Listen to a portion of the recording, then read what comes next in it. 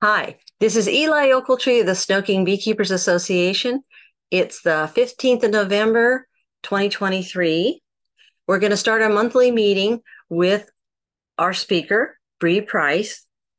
And she does have a sore throat, but she's going to do her very best to give us as much of her presentation as possible. And we are recording, so you can check back later. And she's going to start out with her contact information in case you come up with questions later. And I know that everyone's waiting for the membership drawing, but you're just going to have to wait a little and we will do it. We'll find out who won. There are 11 prizes and some really good ones in there. So, okay, Bree, if you're ready, I think we're ready to go. Okay, great. I'm the new honeybee program extension coordinator at WSU. I just started a couple of months ago, and right now I'm going around to all of the bee clubs and introducing myself and seeing how WSU can be involved in your club. This is my email here, so if you think of any questions after the presentation or just want to get in contact with me, there it is. I figured I would start today by telling you about my background and what kind of entomology and research I've been involved in so far, a little bit about what the WSUB program does, and then I want to open it up to a discussion to find out more about your club. So I found my love for entomology through the Oregon Master Beekeeper certification. I did the apprentice level back when I was in community college. And from there, I set my sights on going to Oregon State University for my undergrad. I've worked in the honeybee lab with Ramesh Sagili as a technician. I've done things like nutrition experiments with a postdoc, commercial beekeeper sampling in Madras, Oregon. And I was also able to do some more honeybee research in my graduate program at OSU, researching non-nutritional sugars and their non-target effects to honeybees. The non-nutritional sugars like erythritol, or that's the main ingredient in Truvia, or Splenda, sucralose, is toxic to a fruit fly I was researching. And so we were looking at effects that it would have on fly populations in blueberries, but also the non-target effects to brood. And that's what this middle picture is here. Other things I've been involved in is biological parasitoid research, some minimal but awesome spider identification. I've also done some native bee abundance surveying in Oregon Coast Range forest ecosystems, which involved a lot of curation and getting ready for taxonomy. So that was really cool. Most recently, I was a lab manager in a molecular entomology lab at the USDA Agricultural Research Service. And I worked on the cellular level a lot for pest control for different insects. But being in research just wasn't scratching the itch for me. I really like working with people, and I wanted to get back into working with honeybees and other beneficial insects. And that's how I found this position working with WSU. So, a little bit about the B team. For those who don't know, we have three principal investigators, Dr. Walter, or he goes by Steve Shepard, Brandon Hopkins, and our newest PI is Dr. Shamek Basu. And in general, all of the research that the three PIs focus on are all about honeybee pests and diseases, health and nutrition, and just ways to improve honeybee survival and pollination services, especially on a commercial scale. So that's a little bit about us. This is our website here. I just revamped the website, so please go take a look if you're curious. There's a lot of different web pages that I've added, as well as an extension page. In general, this is a really simplified version of like everything that the bee program does. So we also work with a fungal-based biological control using metarhizium for varroa mite control, a stabilized version of oxalic acid called peroxisane, some indoor storage impacts on bee health, stabilizing honeybee health during the migratory pollination, especially to almonds, insecticide and herbicide exposure, especially in blueberries more recently.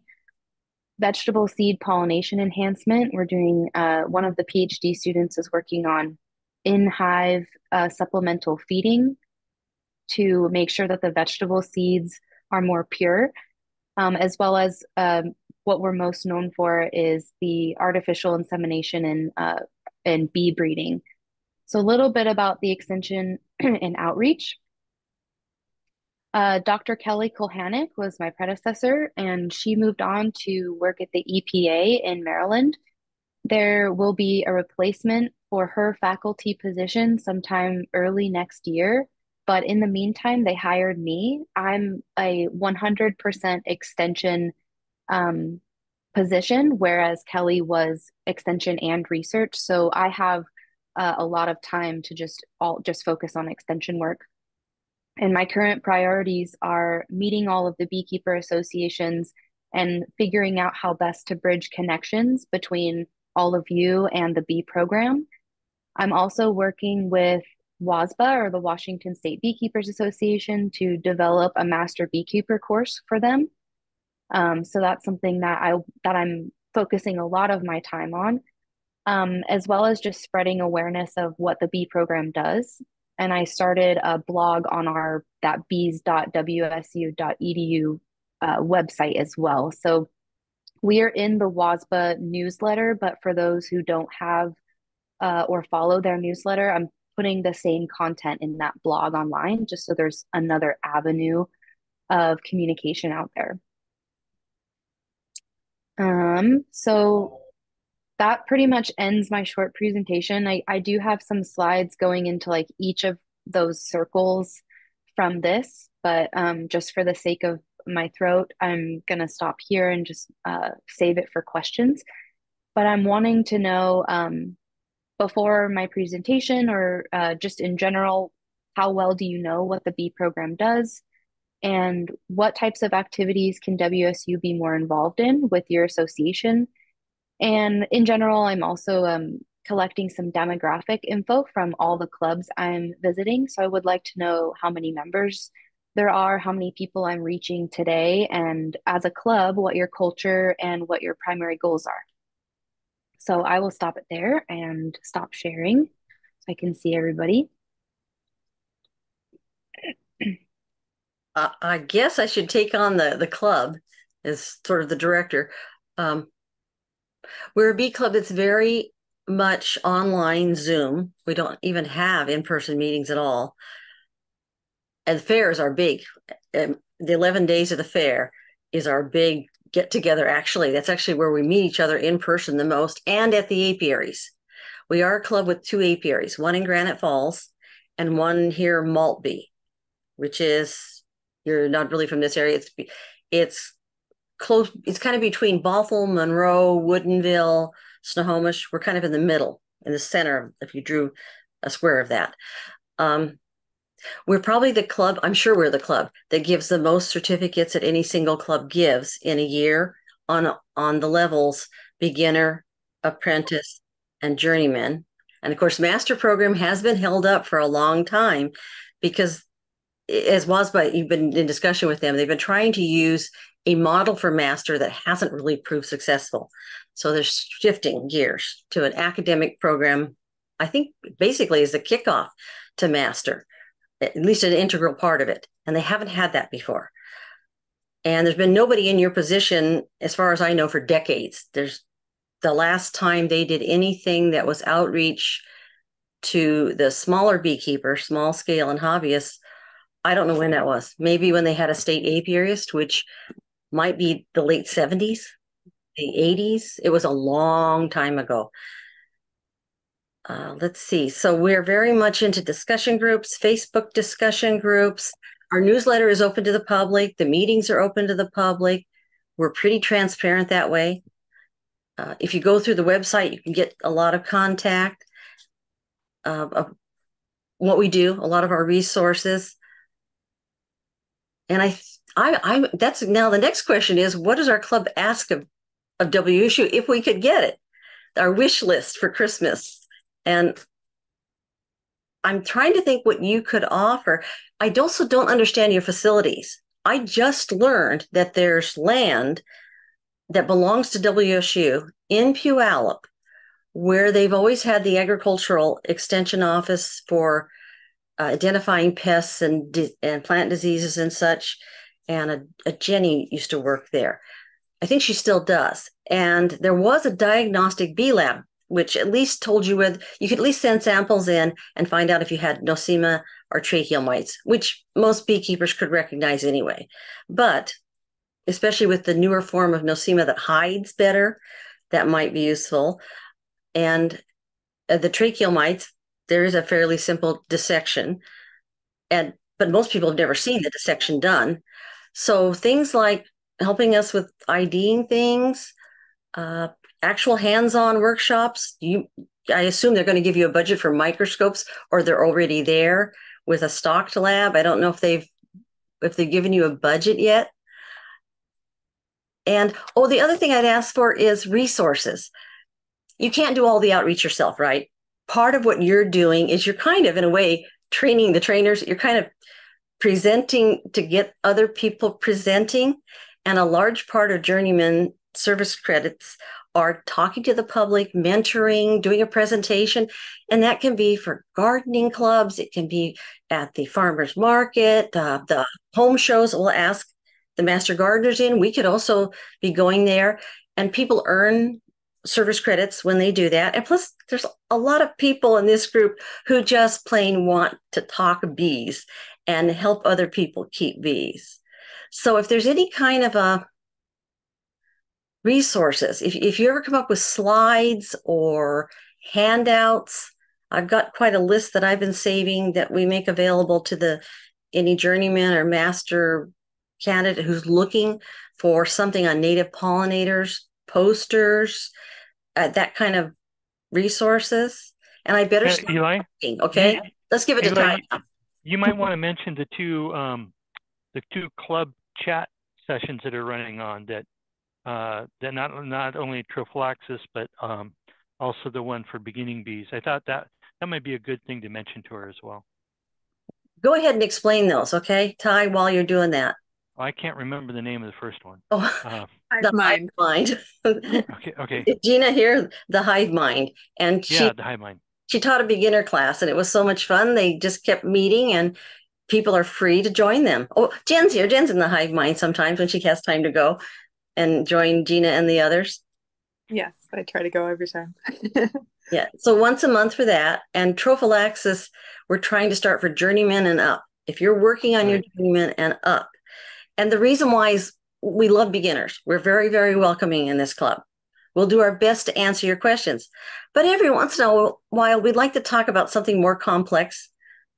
Should we really have a bee vaccine? I mean, what about all this, different things that are coming up in the research and the trends and the ideas and things that would be boring, I think, to either beginners or it may not be relevant. And so all of a sudden you bore them to death. And so trophallaxis is a chance for a couple of things to ask questions that, are a little bit more advanced, but at the same time, possibly also serve in sending warnings out, notifications out to other beekeepers when we see weather events or we see something going on, to kind of, get the word out that something's going on in our area. And so I thought that was really an interesting discussion that the team had last time. So Eli is very, very supportive. She's very active. She will talk bees day or night, and an incredible resource for this bee club. So she's really been very active and supportive of trying new things. So kudos to you, Eli, but that gives you a little bit of the character of the bee club. But it is starting to spread out to other people. I mean, now we've got Gina doing Hive Mind, and and Walt ran the whole fair. We've got a lot of people talking bees to a lot of bees. We must have had, I know we had hundreds of contacts. I would imagine we had thousands of in-person contacts at an 11-day Monroe Fair. I would bet.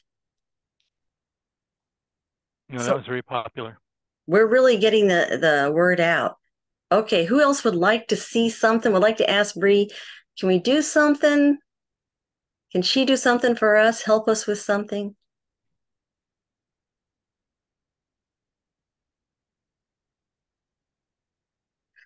We have apiaries. I don't know, maybe you come to our apiaries, or maybe you have apiaries that you're going to open up and do hands-on outdoor hive inspections, demonstrations, because there is the land near in Puyallup area. Yeah. Something I should have mentioned was where I'm at. So yeah, of course, everyone probably knows the bee program is in Pullman, but my position is mostly remote slash a little hybrid. So I live in Kent, Washington. I just moved here like last weekend. Um, but Puyallup is where I have an in-person office. So I will be going to Puyallup. I am arranging a workshop. I think it's going to be maybe April. It'll be in Puyallup. So the goal of having my position here is to better reach a lot of the associations that are on this west side. So I can also eventually hold things at Mount Vernon Extension Center as well to reach more of you that are in that northwestern region. Um, the Puyallup Apiary is so the land is WSU owned, but Pierce County beekeepers use it. WSU doesn't have any involvement with those hives. And I'm actually recently learned that Pierce County as a whole is really saturated with beehives. So the resources for the bees are really scarce out there. And so I'm working with WASBA, Alan Woods to figure out an area that I can have hives. And then he'll just kind of sponsor me with those hives, and I can use them for teaching purposes and things around the master beekeeper level.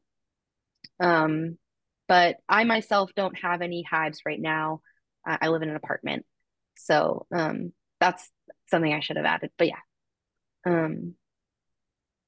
Yeah. So I have a question. And you mentioned something about that for the up north area, Mount Vernon might have an office or hives or something set up. They don't have hives set up, but they do have an extension center that I could use eventually for workshops and things like that to make it more accessible for people who live in that area. Okay. I live on Whidbey Island, and I know there's some WSU extensions out here. Is there any connection with the program? I don't think there might be some like county extension offices. As for actual WSU campus, I haven't heard of one in Whidbey Island, but I can look into that. I think there's just Mount Vernon, Everett, and Puyallup on this side of the Cascades, but okay. Yeah, correct me if I'm wrong. Yeah, I think I've actually seen an office in Oak Harbor, but that's on me to go ahead and check out what they have for resources. But I just wondered if you might know on the top of your head. So okay, thanks. Yeah, Bree, the almost every county has a master gardeners, and the master gardener often has its classes to become a master gardener and its meetings at the county level. And if there is a WSU agricultural extension service, because WSU is the land grant university, they are the university in charge of agricultural service. So it's really nice that they're finally reaching out to the small beekeeper, because they haven't been there for us. Sorry, but just you're very welcomed. We appreciate it because they just haven't been there. But so, yeah, there's the one at the Everettish. They moved that because there was some remodeling. That was the McCollum Park one. I used to be a master gardener for about 8 years. I did the master gardener program. And so where they have offices, they have auditoriums. It would be possible to meet. And the Snohomish one, for example, has microscope, but that's Snohomish County, Everett being Snohomish County. But there's a lot of them around. The Mount Vernon one, you might explain, is are they still the big testing site for like testing what kind of fruit tree grows best on this side of the mountains? They test new varieties of things. I think they may have even done can you grow melons this side of the mountains and stuff like that, and beans, dry beans and such.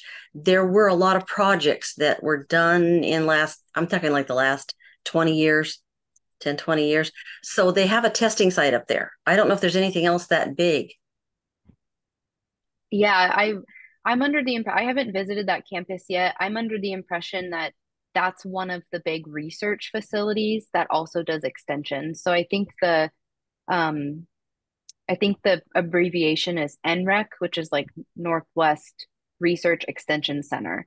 So I think they do tree fruit stuff. I think you're right about that. But that's good to know that the county level offices have microscopes and a very active master gardener population in each one. I didn't know that. Some So do. it's good to know. Some do. And Some if you do. want to Okay. teach, and if they got the auditoriums or the classrooms, it's worth asking if you want to. And also, that's where the journeymen and the masters who are trying to get the candidates that are trying to get their service hours in, that's a really nice group to approach that would like a little more information. It often has beekeepers in their group of master gardeners who would be very interested. And with, especially if they had a little more resources or slides or handouts in doing talks that promote, and promoting all bees too, right? All native bees too. But that's a great resource if you can connect into them. Okay, thank you. Okay, I have a question. My name is Sandy Pruitt, and I'm an 8-year beekeeper, if you've seen me. And I had a hive last year or during the summertime that I believe pesticides has killed it out. It was a 3 deep hive with a super on top, and a 2-day period they were just dead. And I froze the bees, and what I was wanting to know if I could find somebody that would analyze them to see what has killed them.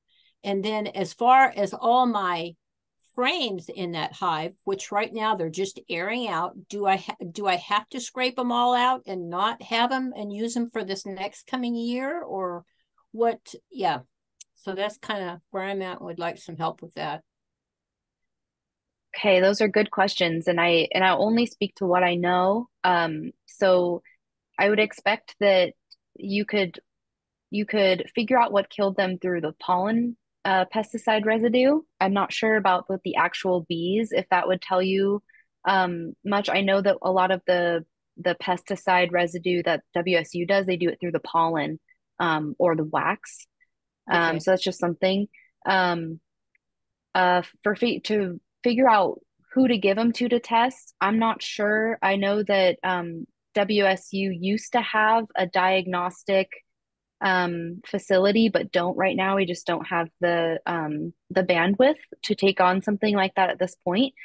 I can ask though, so I will get your contact info really quick and email you about that. So Sandy Pruitt. Yes, yeah, Sandy Pruitt. Yeah, it's unfortunate when the bees die of pesticide exposure, and if you live in an area where you could maybe talk with the people who are spraying, and then close your hive for a certain amount of time while they're spraying, and that's but otherwise it's unfortunate. It's out of your hands. I live so out and kind of remote, and for who's spraying, I wouldn't have a clue.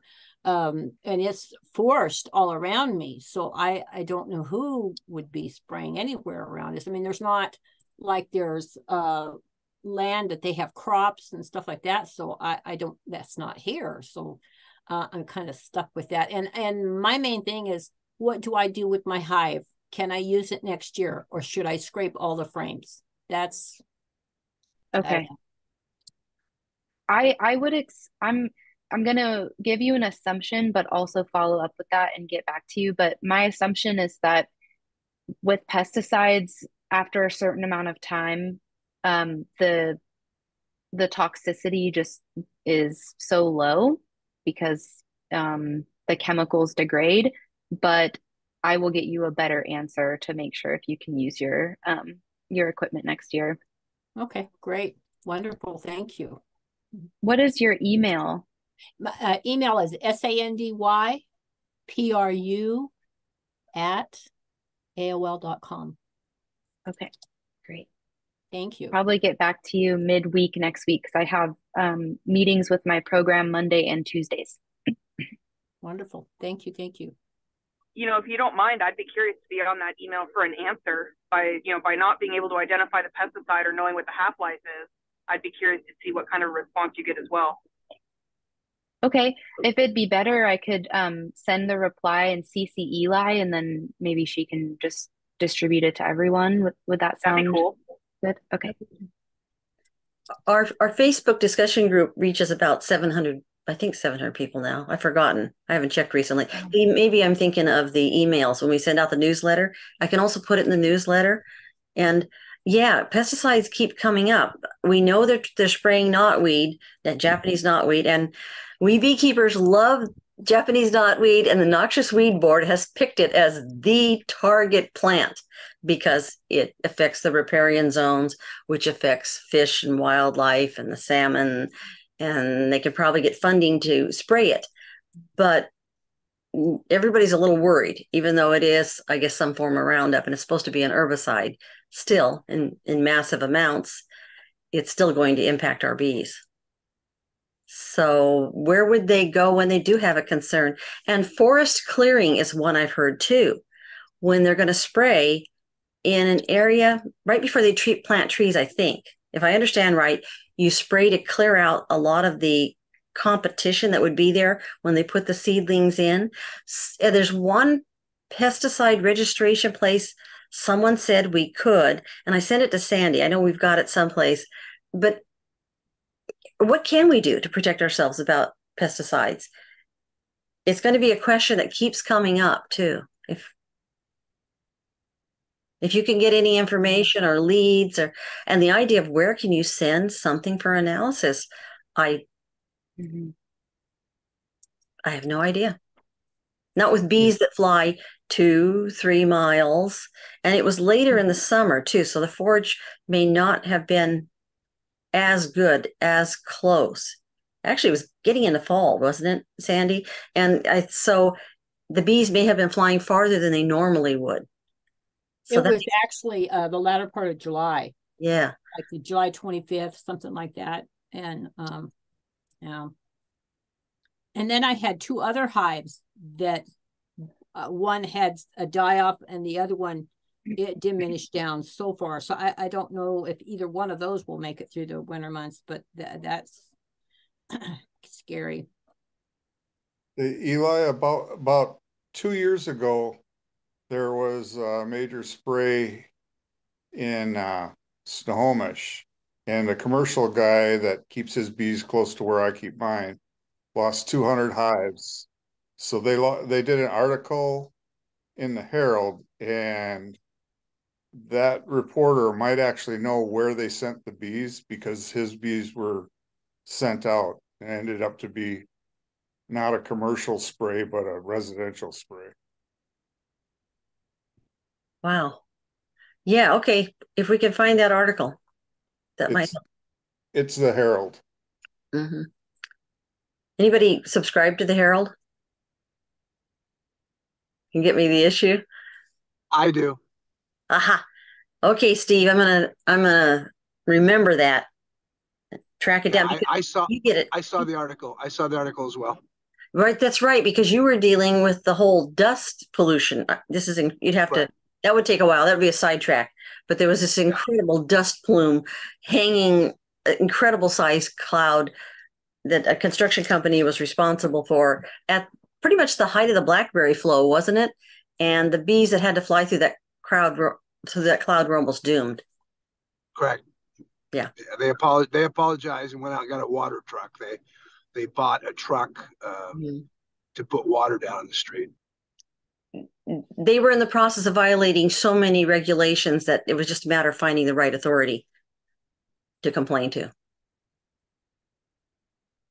Okay, anybody else have something they'd kind of like to ask Bree about what she does? Or, of course, it's what you can do for us, quite unabashedly, right? I was curious about the research. You mentioned there was a fungal-based biological control, and does that have anything to do with the Paul Stamets project that he's doing with bees? Sort of. So Paul Stamets does fungal extracts. So we've also been involved in some of that research and have looked at how the fungal extracts can help bees fight viruses better, so boosting their immunity. But the metarhizium, the fungi, is a little bit different. The newest PI, Dr. Basu, is leading it, but an assistant professor leave. Her name was Jennifer Hahn. I don't know if you know of her name, but she was doing that research and did publish a paper in 2021 about it. Essentially, we're continuing that research, but finding a more temperature resistant strain of fungi that can withhold inside the beehive at those higher temperatures. But I do have a visual here of what the fungi looks like on the varroa. Can you see this picture? Yeah, a little bit. Yeah. Yeah. So it kind of smothers the mite. So essentially, we're growing this fungi on brown rice, and then you can put that fungi infected rice into your hive, and then the bees will start cleaning it and then disperse the spores throughout the hive and smother the varroa. So that's the concept behind it. But right now we're developing a more temperature tolerant strain. Very cool. Thank you. Mm-hmm. And we actually have that video from Jennifer Hahn back, I think it was the WASBA conference that she presented at. She has a really neat video of the fungus taking over the mite and killing it too. She likes to play that little tiny clip. We have her talk on this that explains it. I could find it. It's the 2 conferences ago. So it must be, I don't think it's 2022. It's 2020 or 2022, and I could find it. It must be 2022 because 2021 there was no conference, I think. We skipped a year in there. So, but I can find the talk, Jen, and anybody else that's interested. But the feed supplement, a lot of people are using already. It's already the feed supplement is the extract idea, and you put it in the feed. And it's actually something people take to boost their immune system, which is why it's not an official, doctor approved, but it's a food supplement that actually people take. If you look it up online, you find it. Lion's Mane or something. Is that the popular name? Lion's Head? I think that's one of them. Yeah. That sounds familiar. Yeah. And it'll say boost your immune system. I haven't done it.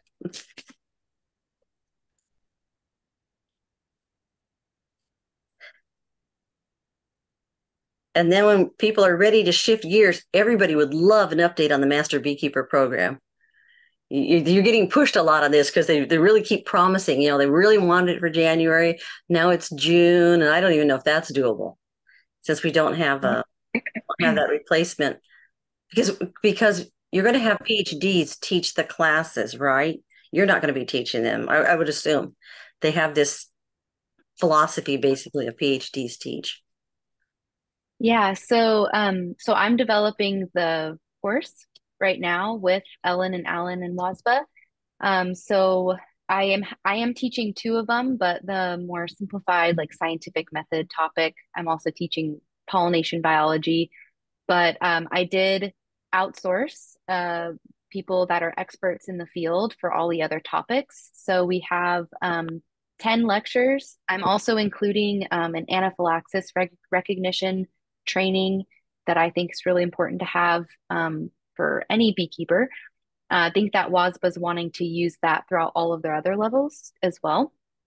And we're covering things like IPM in the Hive by Cameron Jack in University of Florida. He's an expert in that. Dr. Priya Chakrabarti from Mississippi State. I worked with her at OSU, and she's a honeybee nutrition and supplemental feeding expert. So we're having a topic about that. Then the rest of the people are in the WSU entomology department. So we have Wendy Sue Wheeler will cover the pesticide risk and exposure topic. Steve Shepard will cover bee breeding. Brandon Hopkins will cover a topic about Washington specific management, East and West, and the differences between those. What else? Dr. Ray Olson will cover habitat management by wild and managed pollinators. We're going to cover some wild pollinator content in there as well. And I'm trying to think if there's any other ones, but that's pretty much the idea. So I outsourced to get experts to talk about these topics. Then the courses will all of the lectures will be online. I'm designing it to be a self-paced course because everyone has jobs and different schedules, and I think that's the best way to reach a large demographic.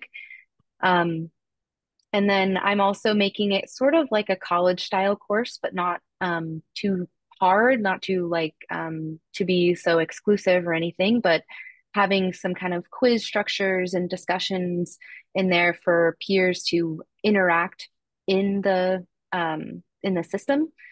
So that's the way I'm doing it. But then WASBA will also have a different part where they're doing the hands-on training and testing, as well as some extension training. So there will be a requirement in there that someone like teaches a workshop or does things like the service points usually involve, where you're teaching other people and you're building those skills.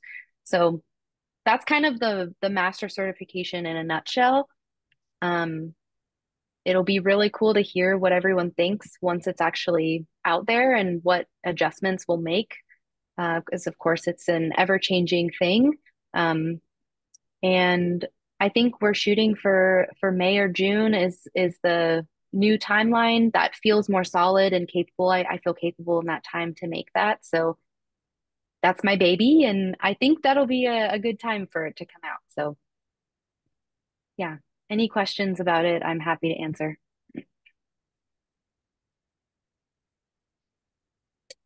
I know a lot of people are looking forward to it. They really are. Yeah. Is the academic course going to be taught in addition, separately from the Master Beekeeper certification? I mean, are people going to be allowed just to take the course? So the way that me, Ellen, and Alan are thinking will work best is to have the course at least once, maybe twice a year in like a session where you get like a certain week. We haven't figured out how long, a certain week period, maybe like 10 weeks or less, to do all the requirements like on my end. So through the online platform, doing the lectures, quizzes, discussions, exams, things like that. And then you have like the rest of the year to work on all of the other requirements that WASBA is working on. So there's some flexibility, but there's also a little bit of structure. It's kind of what we're thinking, but we'll see how it works out in the first go.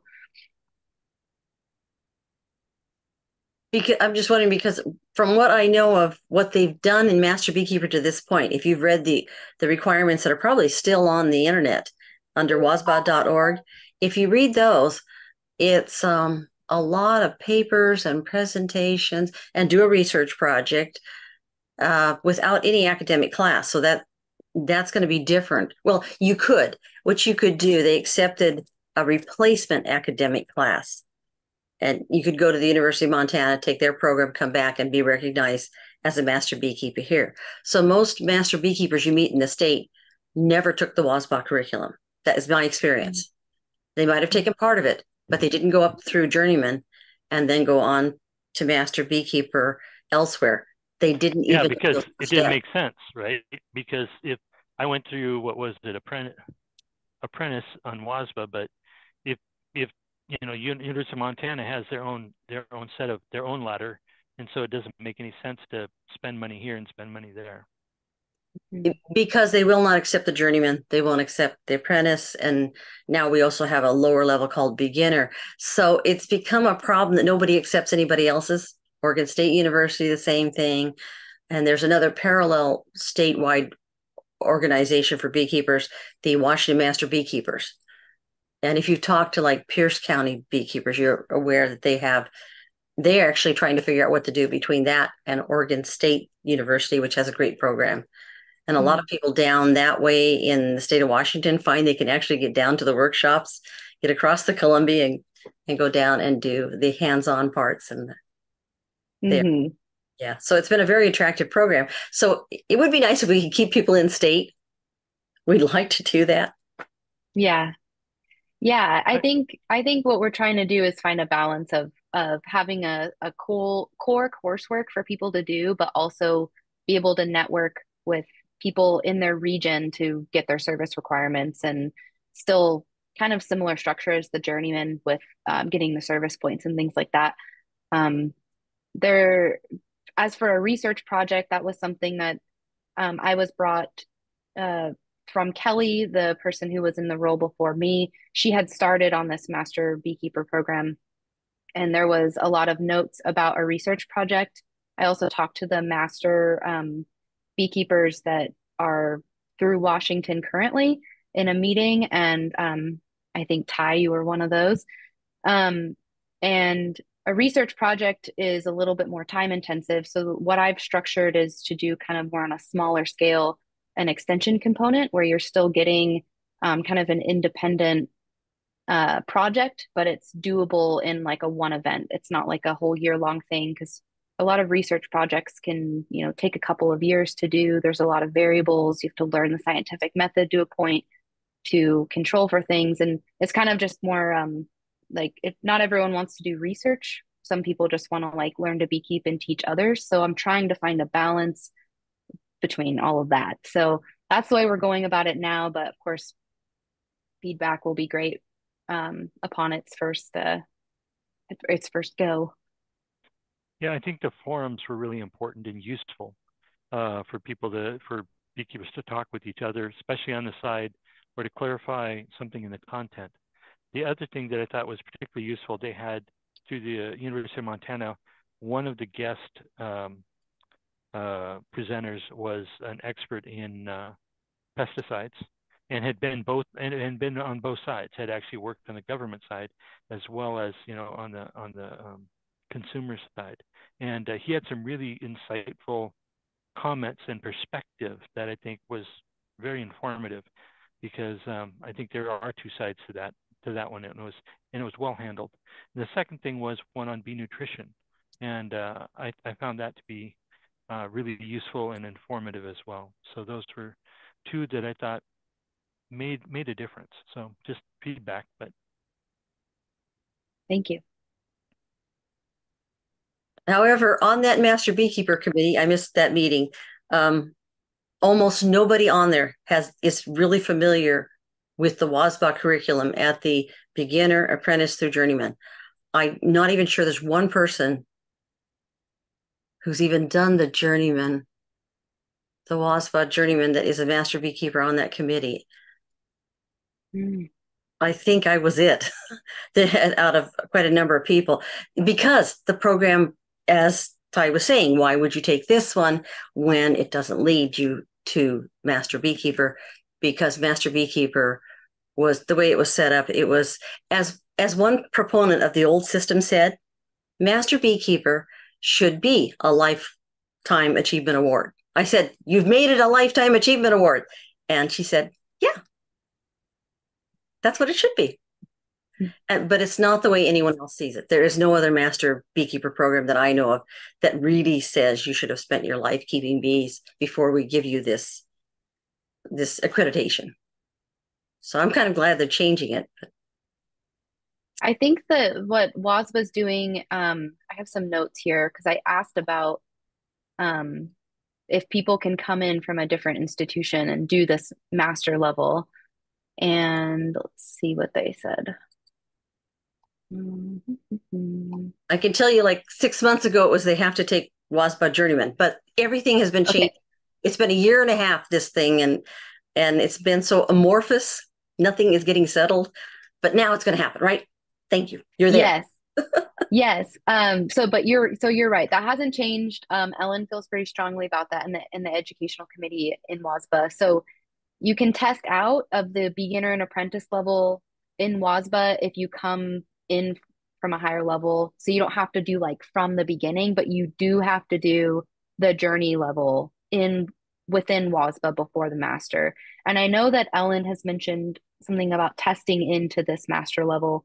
So they will handle all that. I don't have any hand in like what the test is or what it's involved, but you kind of have to go through that WASBA system to get enrolled in the master level that we're creating. So I'm not sure what that looks like yet, but that's just, I'm just the messenger.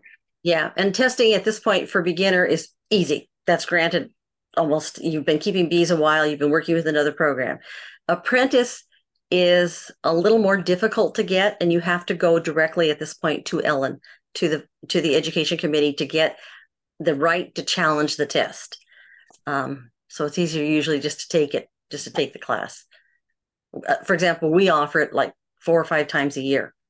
We have an apprentice class going right now. There'll be another one starting in January, late January probably, and we do that year round. And it's not expensive. It's not like the University of Montana is 300 plus at every level. So if you're taking their apprentice, journeyman, master, you got to pay at each point. At this point, we're only paying the big bucks for the master program, which the last I heard they were talking 375. Yeah, it's a steep price. Well, it seems steep when you're used to the volunteers hands-on doing it. Is it okay to ask about funding? Because one thing that puzzles me about that steep price is I thought that the Washington State Pollinator Task Force had gotten money from the legislature, and that money was going to go through, I assume, WSU, and fund a position to get this program and other programs going. Is that not true? I mean, I'd hate to ask where your salary comes from, but I'm sort of asking that. How much, because the agricultural extension services, you realize that WSU is responsible for all of them. They are. If it says extension, it's theirs. They're supposed to fund it somehow, but they have a lot of foundations. I can't follow the money, but I am a little surprised at 375.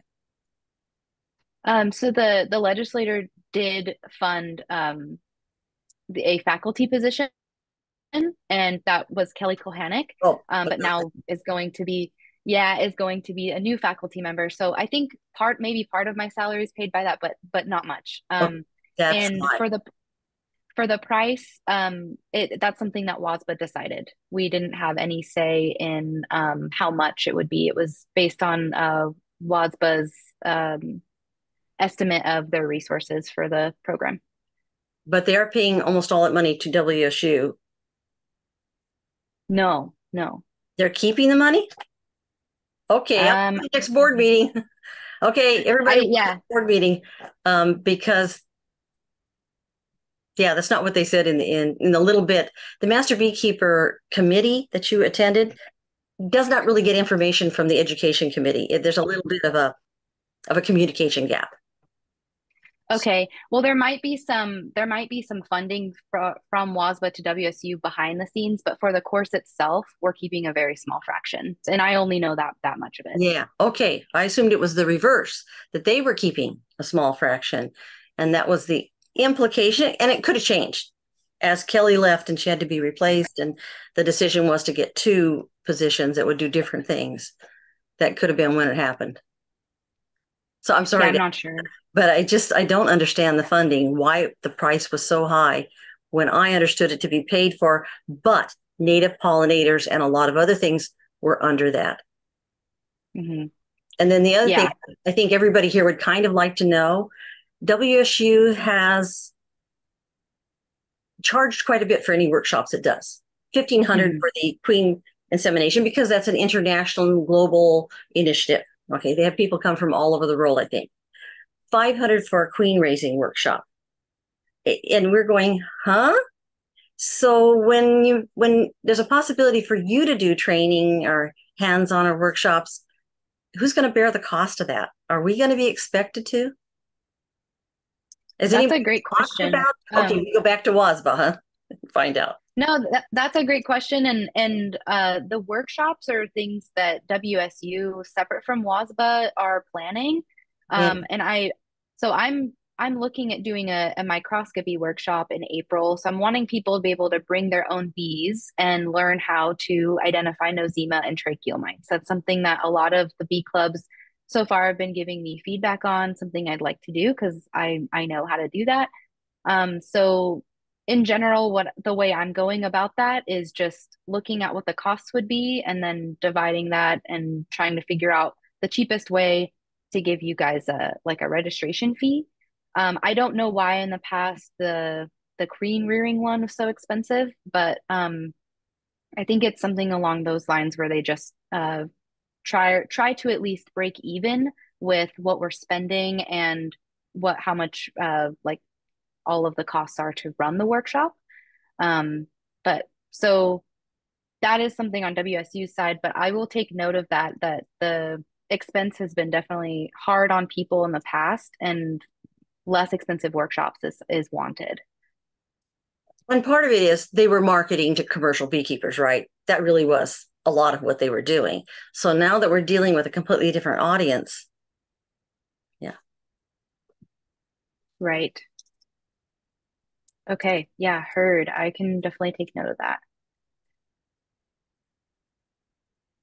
Michael Duncan put in the comment, Cornell Master Beekeeper is $900 for comparison. For a queen insemination workshop or for a queen raising? I think it's just the Master Beekeeper certification. Yes, what do that's they correct. send? Just Do they the send you a master hive certificate. too? I know, right? Wait, Michael, what? That was for their master beekeeper course to get your certified master beekeeping certificate. It's $899. The last level or the levels below? It's the last level. That's master beekeeper. Yeah, for your master beekeeper certification. They have 3 academic classes, and then they have 3 exam portions, components of it. The oral, written, and lab. They have the reputation, though. I mean, Cornell. I'm sorry, but WSU doesn't even begin to compare to Cornell. They don't. So, but University of Montana is well over 300. You know, so I understand that that's what they charge for a master program. I just thought some of it was going to be funded by that initiative.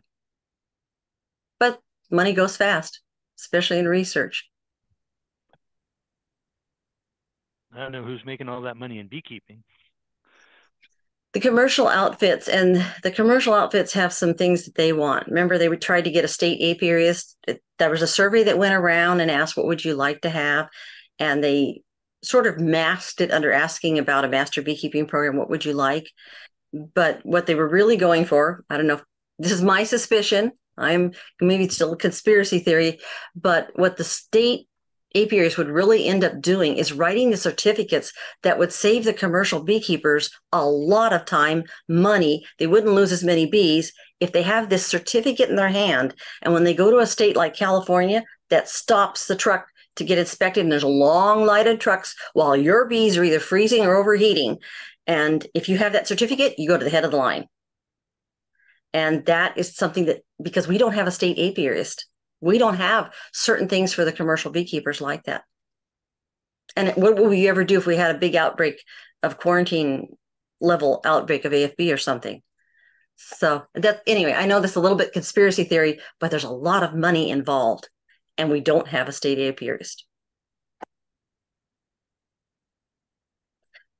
But then the beekeepers also refused to register for pesticides too. To be truthful, that was on the survey, and that was a no. Most people did not want to register and be told you have to move your bees in like 24 hours or you're responsible for the fact they got sprayed. Because that's really what the pesticide notification was going to actually be from what people were actually discussing. You'd get notified. And if Sandy's not on here, but, oh yeah, Sandy's still here, but it wasn't going to be they wouldn't spray. It was going to be, you'd get notice. You didn't read your email that morning? Tough. So there's a lot of issues, but we're the small scalers, and we're the majority of the members of WASBA. I think the overwhelming majority of beekeepers in the state, and we haven't had a feeling of being supported. So this is going to be wonderful. You're going to get a lot of appreciation, I hope. Oh, good. Yeah, I'm hoping that just me wanting to say hi and come to events in person is steps ahead of what WSU has done. So I'm glad to hear that. Yeah. Being on the east side, I know has been a limiting factor for them for sure. And I think that's why they're so excited to fill my position on the west side. And I know the faculty member that they're wanting to hire will be stationed in Prosser. So that'll be kind of in the middle. That'll be nice.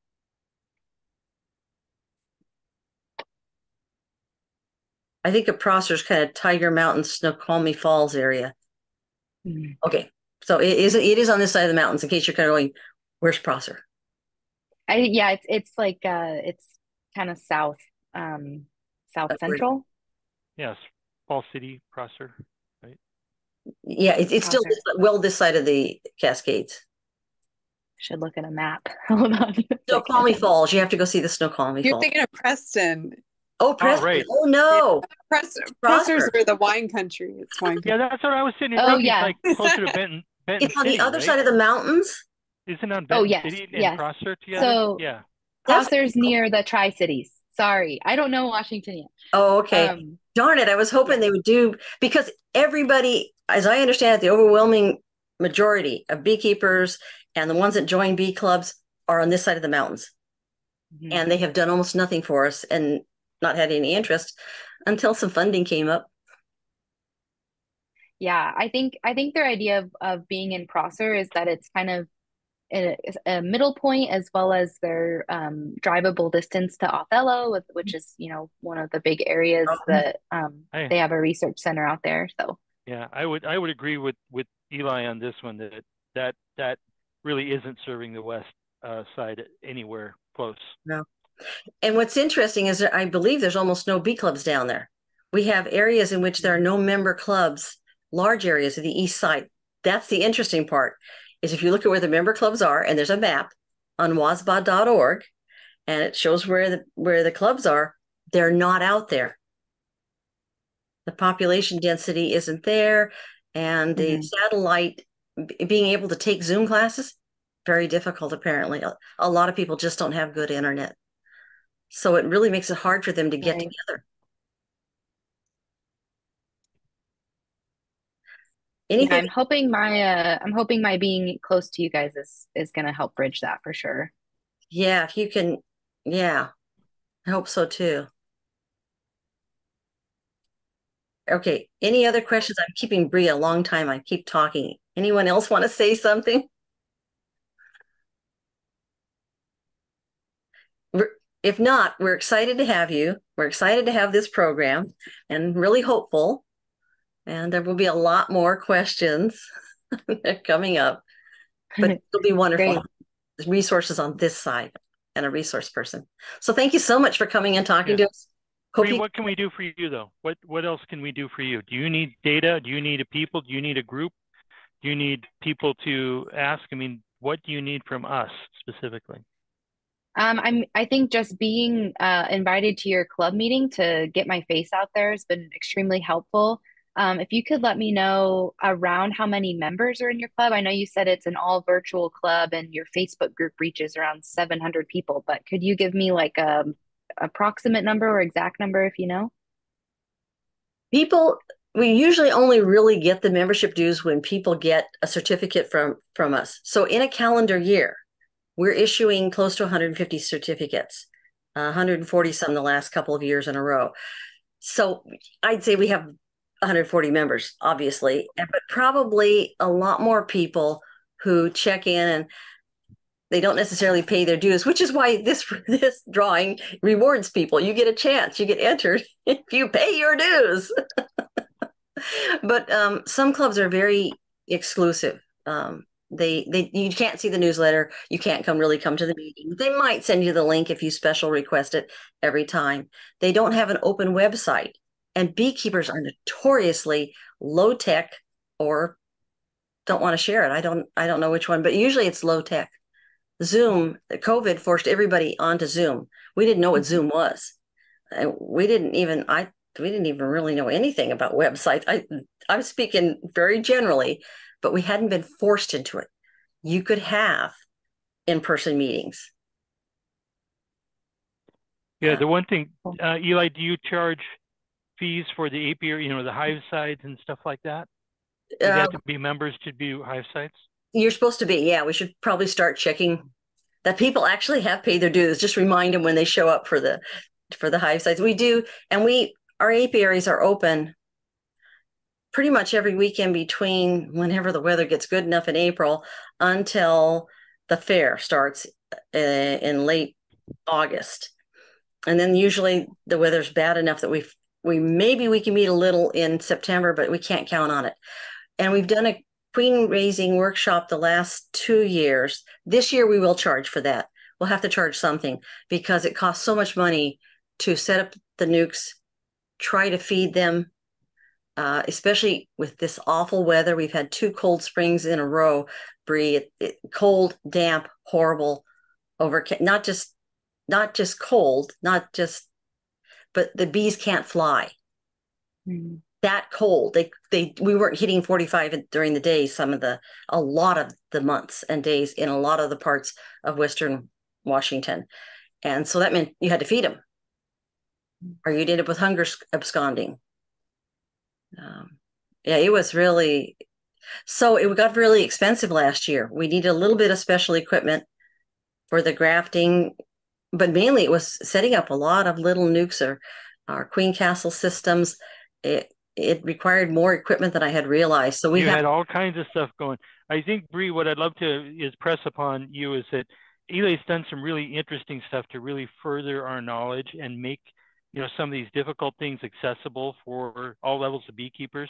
The grafting and managing and varroa treatment and different hive styles and layouts, and so that you really have an opportunity to get your hands on even before you even get your bees. And I think that's something that Eli has really done well with the club. And I think that's something that is a resource if you want to ask questions and stuff about classes or what you've done. I think that would be useful. Yeah. Awesome. And not all clubs have apiaries. You would think they would, but it takes money. It takes a location. It takes the volunteers. It's a year-round thing. I can see why they don't do it, but it's where you really meet beekeepers. If you don't have a place that you do in-person meetings, and even when you do in-person meetings, it isn't the same. There's some people who talk more than others, louder than others, more convincingly than others. But when you've got your hands in the hives, it's really an equality creator. You can ask questions, you feel comfortable, you get to meet people. It's the best way we found to pair anybody up with somebody who might help mentor, might go over visit their hives. Mentoring program, I know that's coming up. I know you've already been discussing that with WSBA, right? Because they've got to figure something out. We need a good mentoring system. And a few clubs say they have one, but I haven't actually seen it in practice. I guess I'm a skeptic. So that's definitely something they're wanting to create. And I know Alan is wanting to kind of make like a committee. So if anyone's interested in doing a mentorship, like building a mentorship program, I know he's looking for a lot of a lot of different sources. So contact Alan and WSBA. And yeah, he's going to get back to us on a plan for that. So we're excited to help with it. Yeah. Okay. I put my email in the chat in case anyone wants to email me any more questions or anything, but thank you for inviting me. Yes, thank you so much. That was an awful lot. I hope you get better. It's wonderful thank you when you're still sick. I'm drinking coconut water and that's much appreciated, Bree. Thank you. Okay, I'm gonna log off, or should I stay around and just kind of be quiet? You're welcome to stay around, but I think the main thing now is the drawing, and then people talk bees as long as they want to afterwards. But we try to finish by about 8, so we better get started on the drawing. Okay. I'm gonna log off. All right. Bye. Okay. Bye. Okay. The drawing. I need someone to go on the internet and do a random number generator. Ty, you're so good at this stuff. Okay. 17. About 5. 17. Okay. The reason why is I've got the names, okay? And some people, there actually are two people who came every day of the fair. Walt, of course, because he was the fair chair, but he had to be there an awful lot of ships. And you got a credit for every shift. So we have a lot. We ended up with, it's over 100 people, but it ends up being, let me double check here. Let me see if I can find. Yeah, what do you want a number between? I've got the random number generator up. I got to look because I was working on this right until we, okay.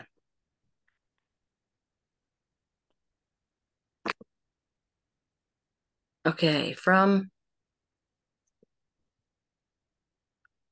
okay,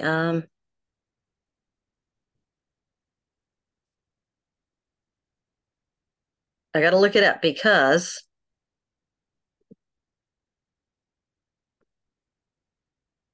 the number is 214, and we're going to need 11 numbers pulled out, and then everybody's names are on a list with a number next to them. So let me get the list ready. Okay, where's the chat? First one's 206. Okay. Come on, chat. Okay, it's 206. Okay, that's Becky Glaze, and she's number 1. Okay. All right. Next one is 127. What is it? 127. 127. Okay.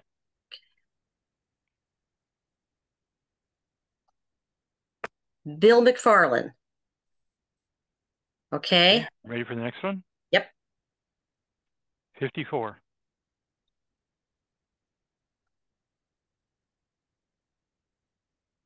Heidi. Number 3. Okay. Yeah, and why don't we do this? This way the drama can be shared. Okay. See if it will. There it goes. I'm getting excited. Yeah. Okay, so you saw the number, you see 54?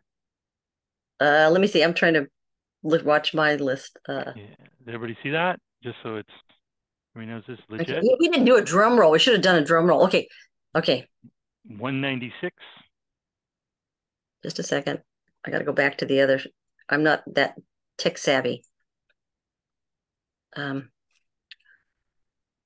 do I get back? Just a second. Oh, I know how to get back.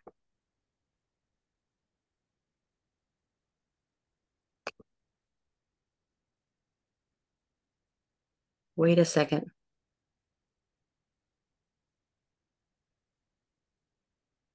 I'm sorry. This is me stumped again. I have to click on the other screen.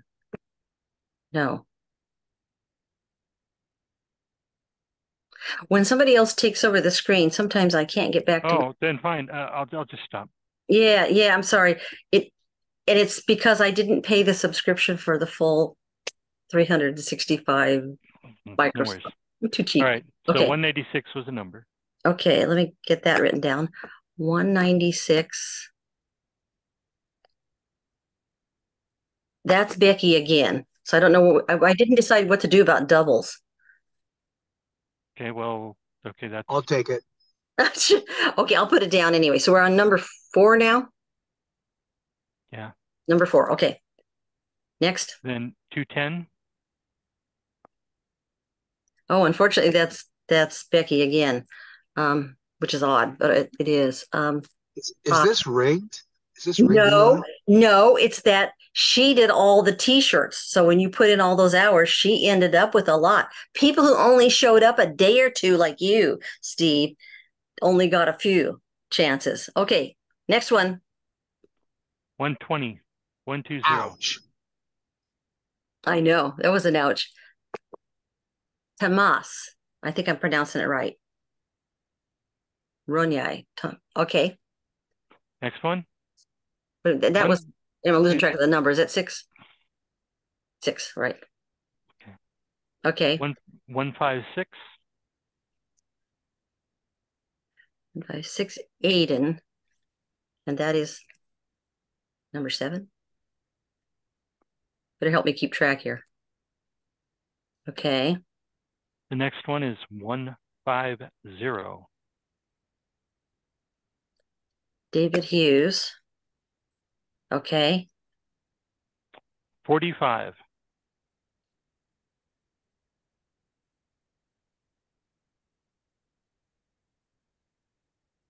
Brad. Okay.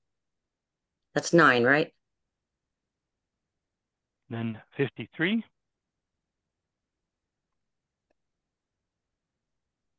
That's Heidi again because she was there every day of the fair. Plus extra. Okay. Last one is 16. 16. Wade. Oh, we got somebody who's actually here. Okay. Okay. So let me see. I better You want to see. draw a couple extra names just in case? You know, that wouldn't hurt. Just in case Heidi doesn't want everything. And they don't want, let's Okay. do that. Let's draw like an extra names. 128. Okay.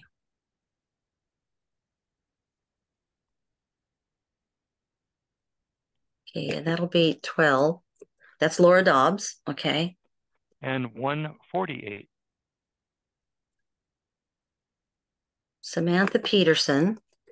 Okay. That's 2 extra, right? That's 2 extra. Do you want one more? Yeah, we could do another one just to be sure, because you get down to the t-shirts, it's the wrong size or something, you know. Yeah. Number 6. Finally, a single digit. Joe Dietzel. Okay. Now, I am going to do this very carefully. Save it.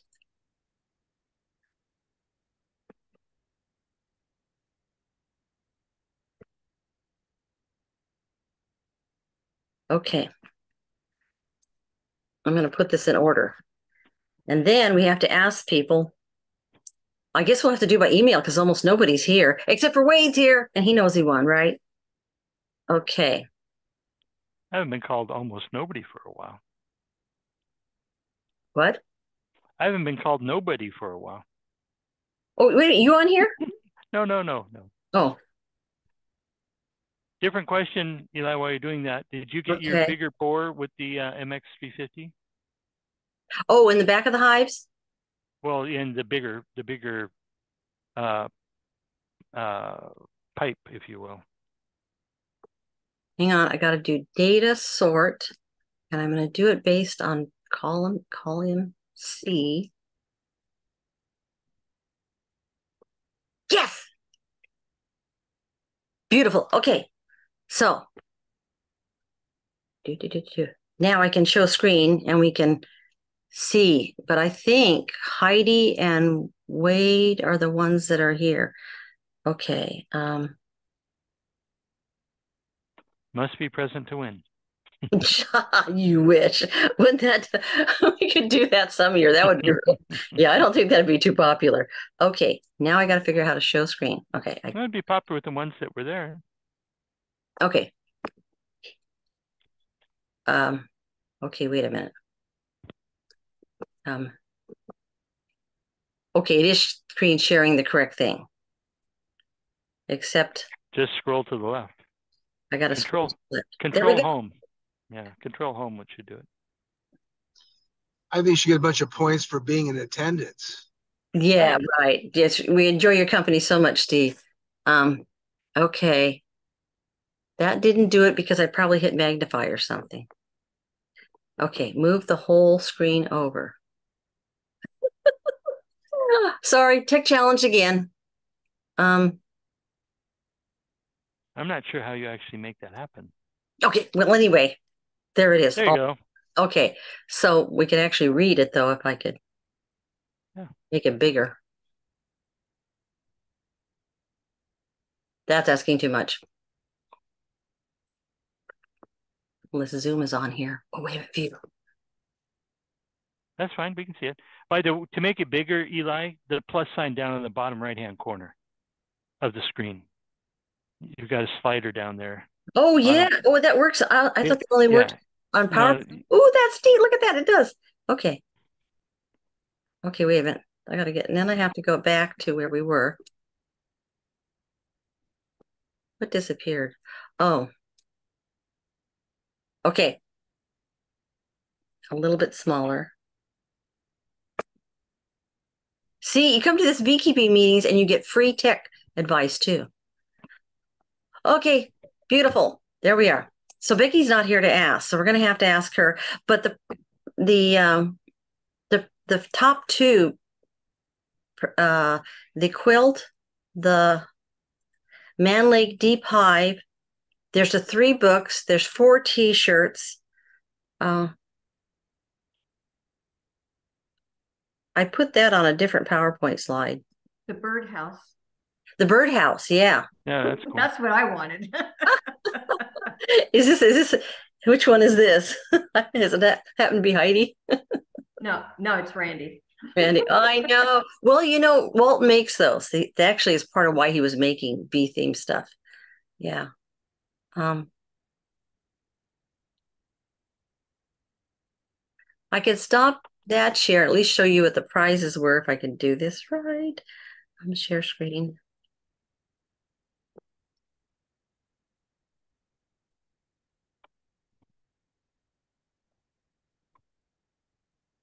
Incidentally, if anybody would really like to take over tech stuff at meetings, they're welcome to do that. Okay. Okay, now do you see the books donated by Dadent? Yeah. Okay, those are the 3 books.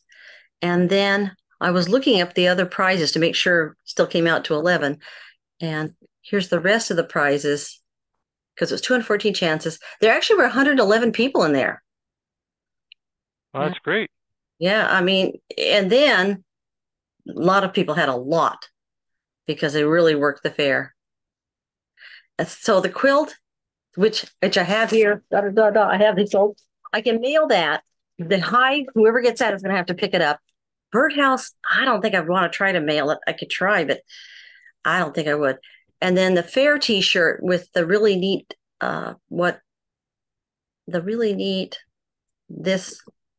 this insignia, and it had on the back too, Beekeeper Life, I think. What was it? A Beekeeper's Life? Was that the name of it? Beekeeper Life. Somebody said it read differently than the way I read it. Beekeeper for Life. I guess you could read that a couple different ways, but they're gorgeous T-shirts. And there's 2 of those, but they're extra large. So there's the quilt up close, and there's the hive. The robbing screen actually wasn't included, but I'd be happy to include a robbing screen to make sure whoever gets it uses a robbing screen. But it's the bottom, solid bottom, deep box, inner cover, outer cover. Then what else was on the prizes? 2 Guardian Bee T-shirts. They're kind of a dark brown, so they're not black. And they've got a cute little bee on. Cute little bee. Yeah. Oh, and there's 1 hive tool that came, and I think I could mail the hive tool on the T-shirt. So some things I can mail. Yep. Very cute T-shirts. Very, very cute. That's the front. Yeah. And the back. And they were featured in the newsletter, so. Yep. Okay. I guess we're stuck doing a lot of emailing. Last year we had fewer people and more of them were at the meeting, which I didn't probably advertise this as much as I could have.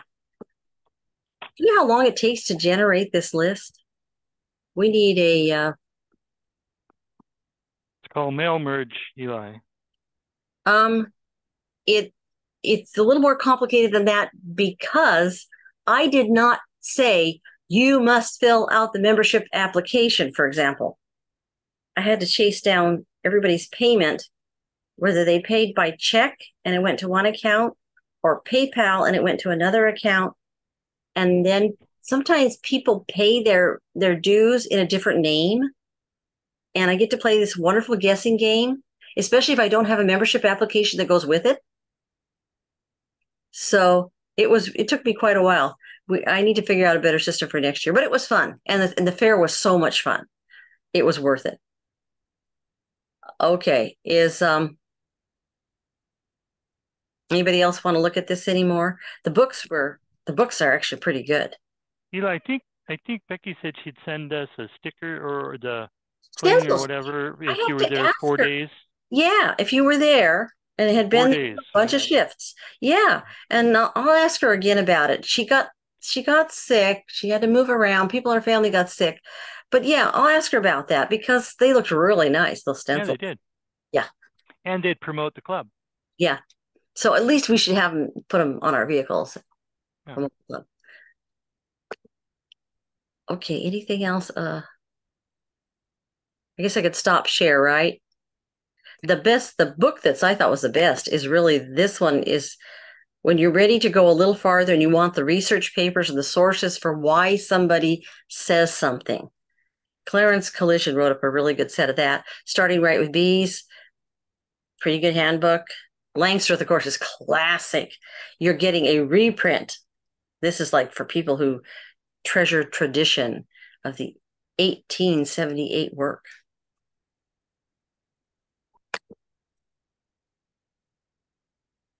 Anything else we should accomplish? I put everything in the newsletter. I hate to do announcements to you, especially when you're a wonderful audience that stayed so long.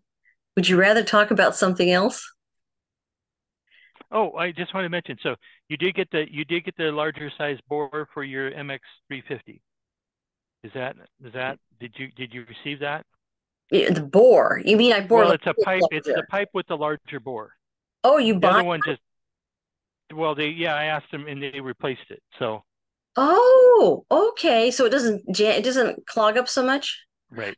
Okay. If I complained, I know some of the people here have already complained about my woes with the vaporizers. I have the corded one. It quits. I mean, it stops working. And I finally call him and took me a while to get around to it. And he says, oh, I know what piece it is. I'm replacing that on all the new models coming out. And I've already ordered the second one, which is a cordless. And I don't even open it up and get around to using it. Finally get around to using it. It kind of works, but not really. And then it doesn't work at all. And then when I wiggle it, the display comes on and off and the heater works. There's a loose wire. I have no idea what wire. I bet it's the simplest fix ever. I'll have to send it back to him though. So I'm out $250 for two different devices that don't work. One I've already shipped to him, and the other one tomorrow I'm going to drop everything. And it costs close to $60 to ship one of these back. They're not cheap. You're doing it through UPS and it's metal and it's kind of heavy and bulky. And so, I mean, if he repairs them, I guess I've never really asked, but I guess he kind of guarantees his own work, you know. But I kind of wish now I just paid the $500 or whatever and gotten that InstaVap thing with the cartridge. So I'm not really recommending you do these vaporizer things. And I'm glad I have two because now that I realize that they can easily fail, I will definitely, as soon as one stops, I'll send it in and I'll have a backup. But if I was going to do it again, I'd suck it up and get the Laura Bees and pay the same amount for reliability. Yeah, Nathan just put it on. And it's marvelous, right, Nathan? You would be having loose wires and a part that didn't really work out. And actually, it's even worse than that. When I ordered the second one, the cordless one, he's a nice guy, Scott Ehrenfried, but he didn't get around to telling me that he had a part back ordered. He'd had a circuit board that wasn't good quality, had complaints. He had to get a new batch and wait for them. So there was a delay of like 3 or 4 months. I called him because I was going to cancel the sale if I didn't see it. I mean, I'm used to beekeepers not keeping in touch. It's like our greatest. That's what they say. It's really hard for us to keep in touch. We have other lives and we keep bees, and we keep bees so we can go out there with hundreds of thousands of stinging insects and not have to talk to people. And customer relations and customer service is talking to people. So beekeeping and customer relations don't necessarily go together. He should have told me that he was held up by a part. Didn't get an email, had to call him, and he worked some kind of regular job, I think, and you have to catch him like in the evenings or something. So if you ever have to contact him, you just call until you reach him and keep Broodminder's a bit the same way. So Broodminder, though, has the interesting thing about they're really engineers, and that's why they don't do customer relations. they and the way they write their manuals, they're better. And once I finally figured out who was out with me.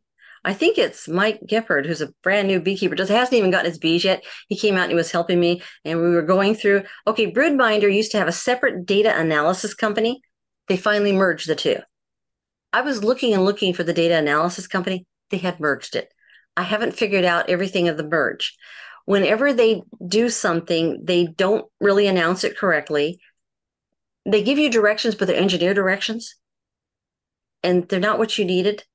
It isn't plug this to this, click this, set up this file before you try to run this analysis. I need to know those things. So the manual download is also really exciting too. You're just trying to understand them. So when I send people who get their first Broodminder sensor to where to go, you go to Paula Thomas, who just says you do this, this, and this in this order to install the sensor. You have to do it in a certain order. If you don't click in a certain order, you're going to get confused. And so Gapey's Grub, and I'll be happy to send you the link, and it's on the Facebook discussion group. I like the way she just took all my confusion and put it into a few minutes. But we did get the sensors going. Where did I put that? Did I put it on the Facebook discussion group and show that we got the 10 sensors working?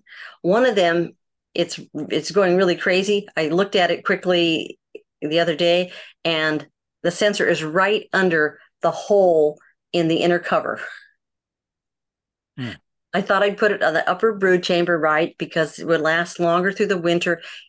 It would read a little low now a few weeks ago when we put it in. It would read lower now than the brood temperature, but when the brood moved up, you'd be able to see that jump in temperature when the brood nest was going again. So I can tell that 8 of them are working great. One's in the wrong position. I'm not sure about the other one. I didn't look under, but I didn't even have to look under the inner cover. It was sitting right there in the wrong place. And you don't put the sensor where air is rushing past it all the time, day and night. Especially all those little things you learn along the way. That's, yeah. That's just going along the road. Yeah, there's some ins and outs of it, but I'm really hoping it will tell us, and I'd like to know the weight change. That's the one I really want to see. And somebody, was it Joe Baumgard-Zabrodnik? He uses that long hyphenated name, Joe. And he's actually he's in meteorology or something at the University of Washington. So he likes data. But he put his weight change, and it's really interesting to see the weight change. I want to see how much they're using, and I want to run that against the ambient temperature and just see if I can track how much they're using. And of course, Ty, you're dying to know if all that insulation, they use more, they use less because they're not fighting off the cold. More sometimes, right. Less other times. There was a really good talk that you would like, and I only listened to like the first 2/3 of it. Do you know what SGBMI? Sustainable Beekeeping Michigan, I can remember. Sustainable Beekeeping Group. Sustainable Beekeeping Group, Michigan or Minnesota? Might be Minnesota. SBGMI. And they have some really interesting videos on YouTube. And they are a group that is trying to find alternatives. So the one I was looking at, the woman's name was Peg. Can't remember her last name, but it was the ventilated hive versus the condensing hive. Yeah, so, I saw that. Yeah, okay, great. And her last name it's just fairly short name, Peg. I was walking. I was trying to read my phone while I was listening. I got to be careful. I can't fall in the 3-foot ditches. They'll never believe that I didn't have dementia or something. If I fall in a ditch at my age, they start rushing you to hospitals and stuff. They won't believe you were just staring at your phone while you're walking. So, but it's harder with the brood zone and stuff. I'm seeing, the position of the sensors are really crazy because the upper and lower, because if you have upper and it's kind of mixed where you have honey and, you have some stores, during the winter months, it's harder because they're moving, and they're also a small group. And so you got to really, anticipate where they're going to be, because I have some sensors that are showing quite low, but the hive's fine. It's just, Adjusting for the fact that they always move toward, like, if they move towards your west side, the way your Right, property is right. shaded. Yeah, if I put it in, like when I move that one from out from under the hole right there right. on the inner cover, if I move it over toward the west, that would be the best, because they're most likely to hug that, even with insulation and such. But she was going through our factors and talking a lot about what you're talking about, no upper entrance, and she mentioned that the University of, I think it's Minnesota, the university that she's been working with, that they were very much, you have to vent up above. And I've wondered for a long time, even before I read Derek Mitchell and Tom Seeley and started really thinking about it, I said, that doesn't make sense. It kind of makes sense when they get really kind of wet in late February, March, late January, February, they'll get the first brood, they'll start to brood up. And at that time, I wasn't even insulating underneath the outer cover. But once you insulate under the outer cover, you really don't need a top vent, except if you forget to scoop your bees out of the bottom entrance. So if you know you're going to skip, then you need at least a small one there. Because they're all battened down now. I mean, I painted those things so that there's the XPS foam actually has paint on it now, so it's a little more resistant to you have to update your picture then. Yeah, it has been painted. I haven't updated since painting, but at least they made it through the windstorm and all that. But we'll see how they go. The woman who was speaking, she spoke on all this theory. That was great. She did that first, and then she explained what she's selling.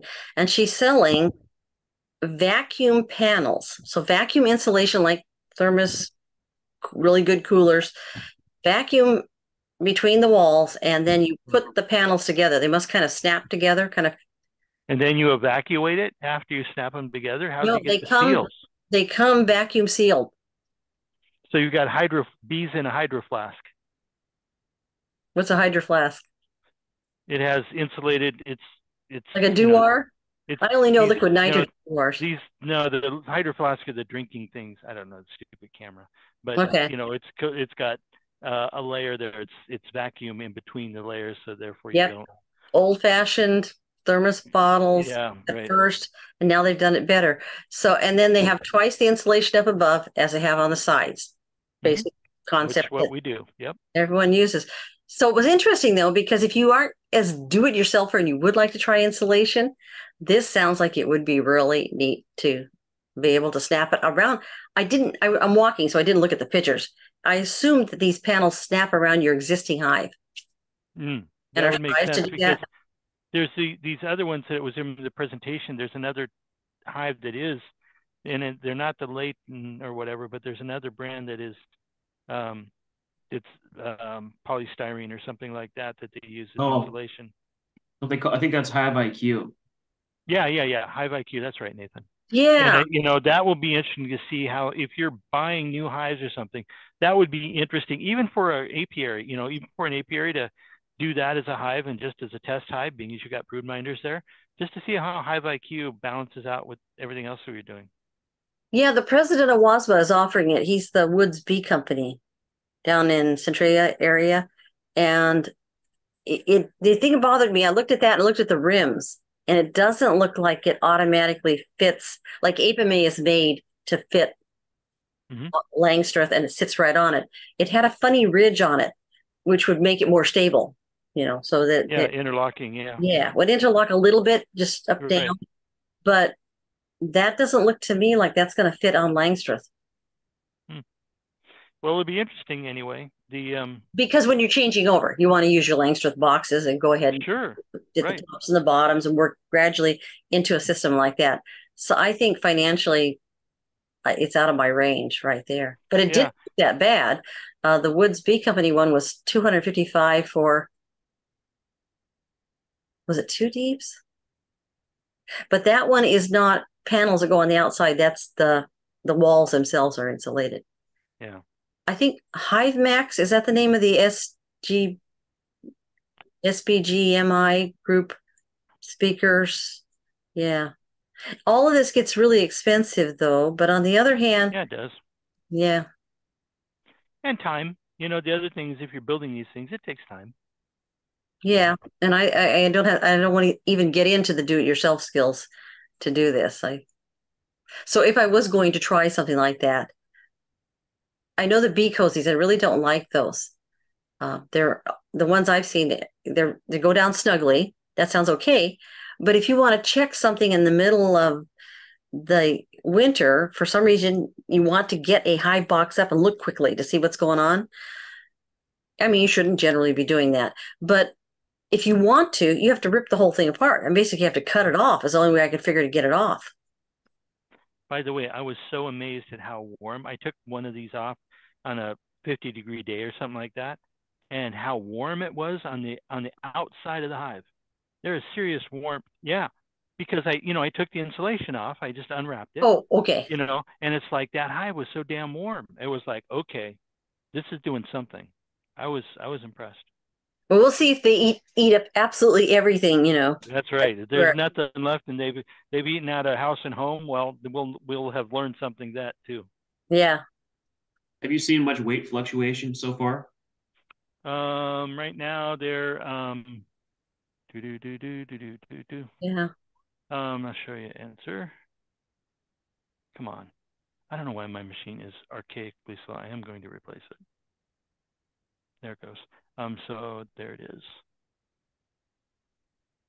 So wait. They're slowly, slowly sliding down as they're eating their way through. I'm getting the weather's going to be at 50 on Saturday, so I'm probably going to feed them on Saturday, give them an update then. But that's what's going on. Are you using frame feeders? I'm using Ceracell feeders, top feeders. Okay. Oh, still liquid? Because it's still liquid, insulated? 2-to-1 liquid. Yeah, I have the 2 inches of styrofoam on the top, and I went ahead and did the moisture, even though with 2 inches of styrofoam, you really, if it's a solid piece, you really don't need the moisture, I don't think, but I left it in to be on the safe side. And then I have only Reflectix around the sides, so great.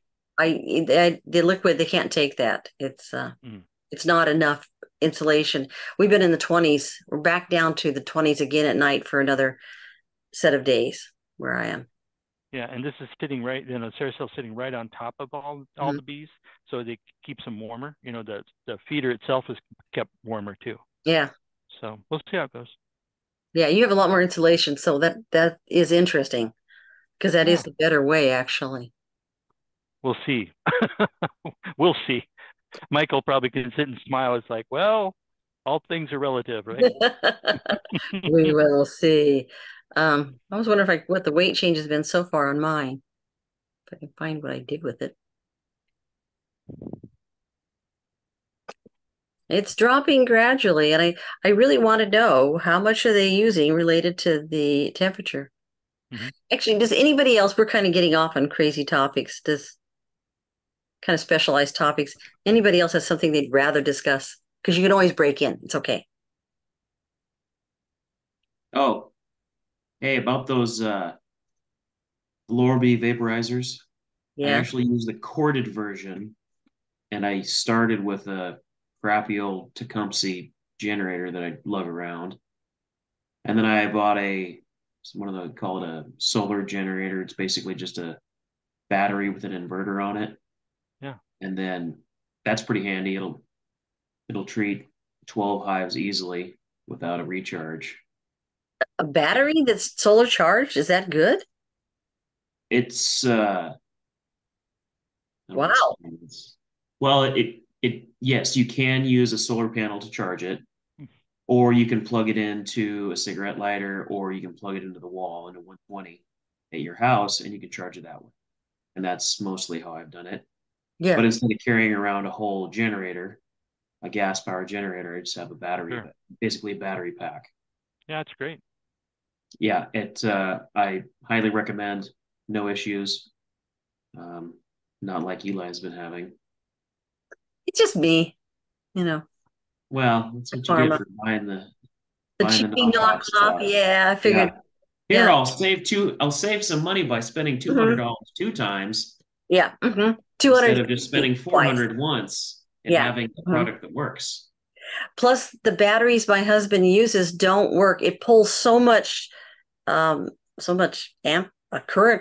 we'll call it current, that the 4 amp hour little slide in DeWalt, it barely could get it heated. It took a long time. So I went to a 6 amp and an 8 amp. Yeah, it needs like the 8 amp. And even then, an 8 amp won't go through all 10 hives and that I have. So I think it pulls an awful lot of power, whatever this guy's design is.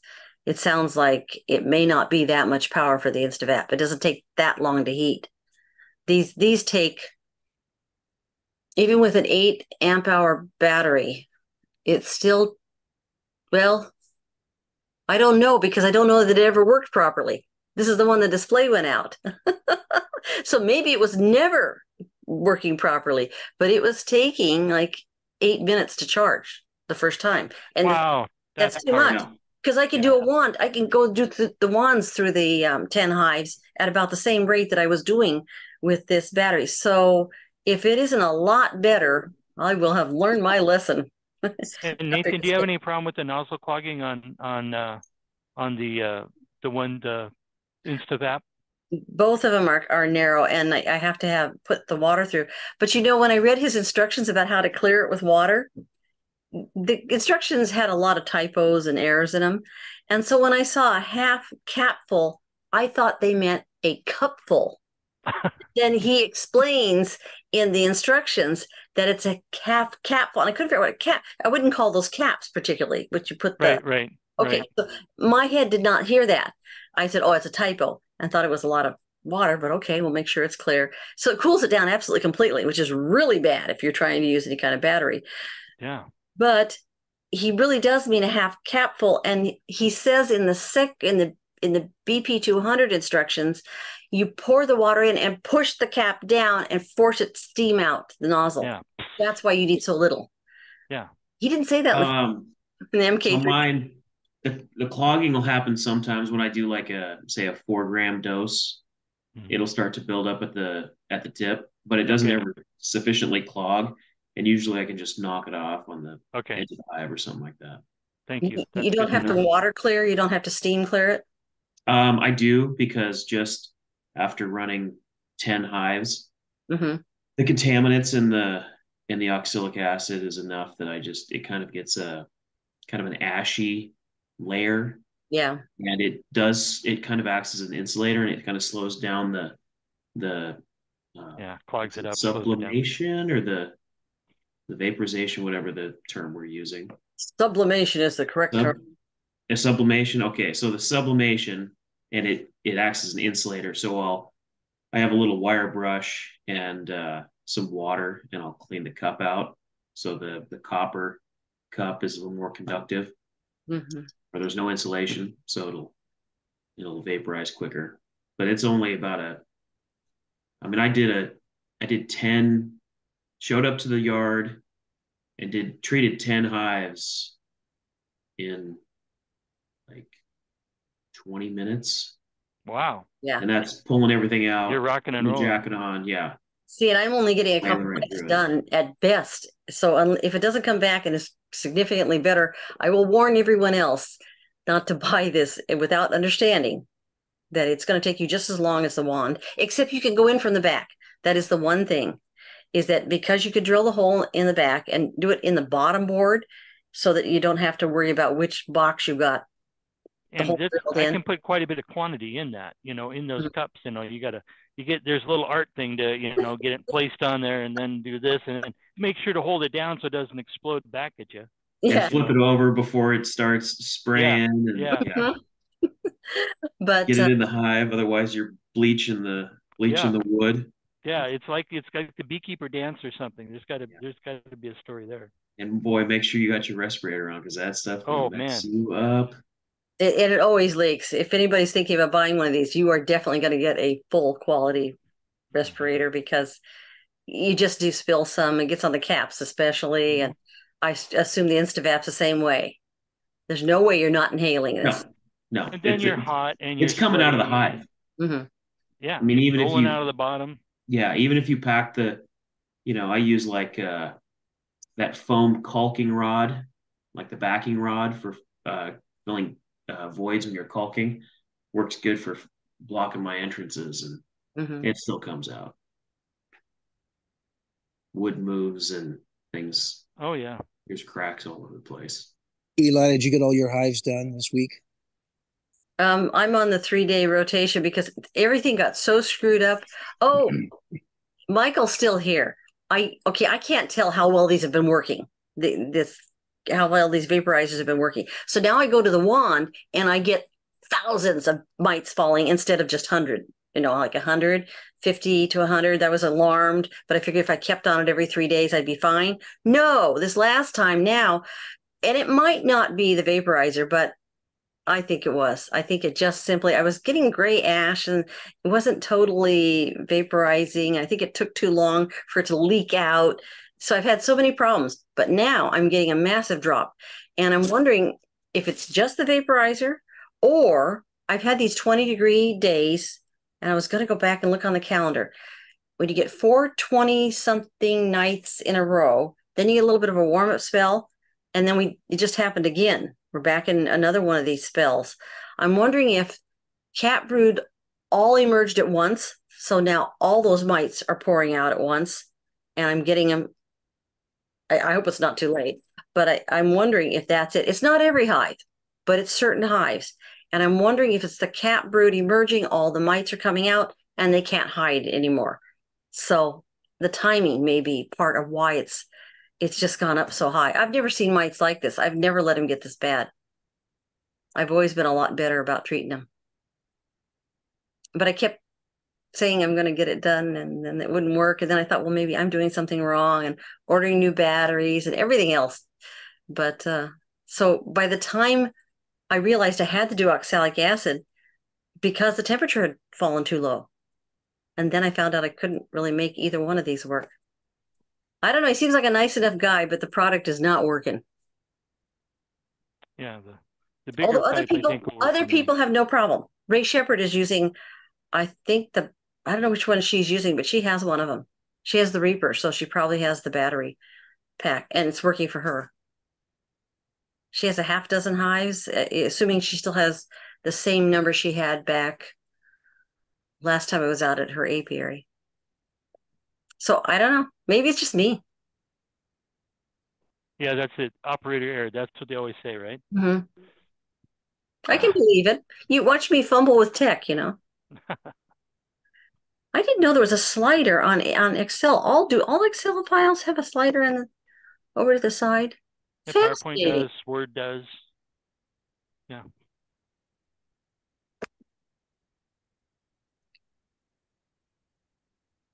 That is fascinating. And what's the slider do? It magnifies. Okay, down in the corner. So this is some update they put in at some point when I wasn't paying attention.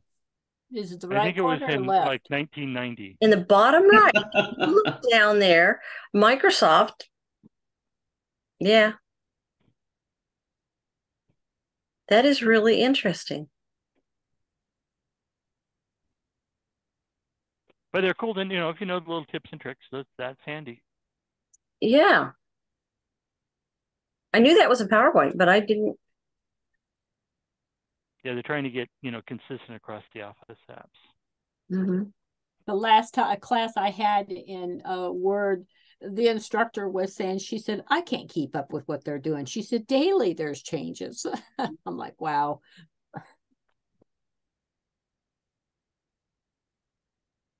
Well, and some of it you don't care about. It's very specialized, which is nice for people who need those specialized tools. But I wish the WASBA forms and the various and the Word, the Wix and everything would just go together seamlessly. The way when you get an office set of software, you just move everything from one to the other. You don't have to cut and paste. This is just nonsense. Eli, how are the classes going? How's the attendance in the classes and everybody rolling? Let's see. We only have apprentice going now. Journeyman finished Monday. Beginner finished about a week and a half ago. And then I have a break where I try to catch up the financial statement and stuff. So when you say how are they going?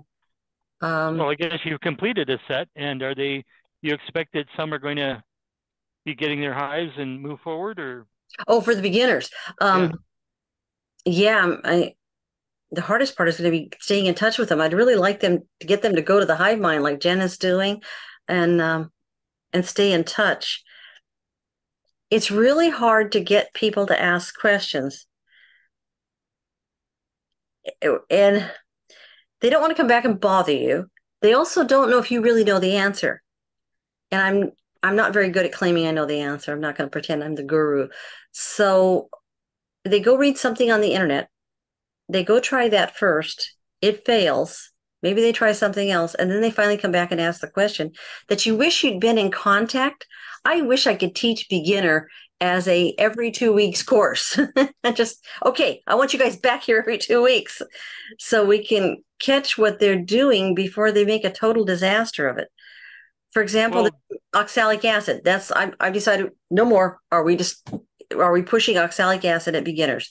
They don't get the concept. They don't get the concept that it's a soft treatment. Yes, you can do it year round. They just cannot get it. That also means that you probably are going to do it year round. That, as far as we know, you cannot get resistance to it, so you can rely totally on it. But if you do it, it is going to be time intensive, especially if you, like me, keep trying to use too small of a battery at the start, or you buy inferior equipment. What? Inferior equipment. Yeah, and then there's this really thick, bulky wand that's high profile, and it won't go into the entrances. Okay, I bought one of those. I mean, if there's a mistake to be made, I have made it. So, okay, and then if they get past these hurdles, and that big thick one, it takes a much bigger battery because it's so thick. It takes like 6-7 minutes to heat up unless you put it to like an auto battery out of a car.